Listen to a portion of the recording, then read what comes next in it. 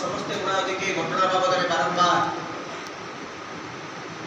कांग्रेस भवन रे press conference में आप तथ्य को सारा राज्य जनसाधारण पाखे पहुंचे आपण प्रति तीक्ष्ण नजर रखिंट खाली दुईटी कथा कहबी 2026 शिक्षा वर्षर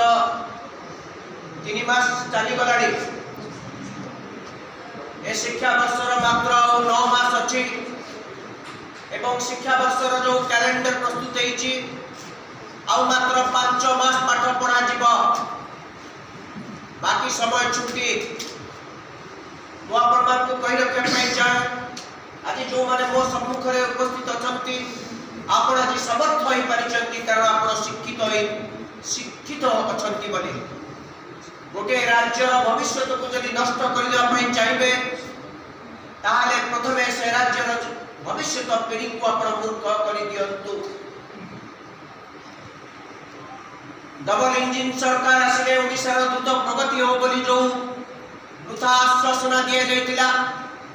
सबु क्षेत्र में विफलित होगा परे आज ओडिशार भविष्य को भविष्य पीढ़ी किपरि छिड़ा हो पारे ये ओडिया जाति आ दम्बर तार सहकार छिड़ा हो पारिबनी सेथिपाई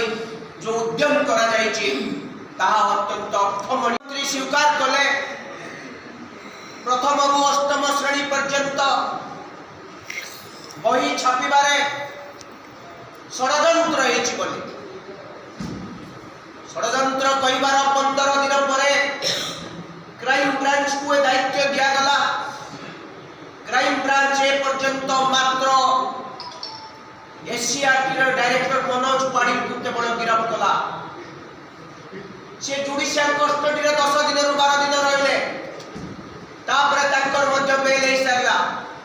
मु गोटिए कथा खाली कहबी कन्स्पिरेसी रो पूरा ओडिया है षड्यंत्र पर केवल मनोज पाड़ी एकमात्र व्यक्ति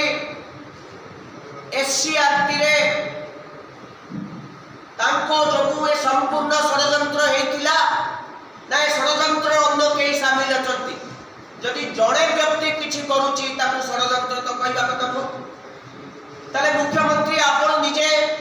सर्वोच्च शासनकर्ता आपण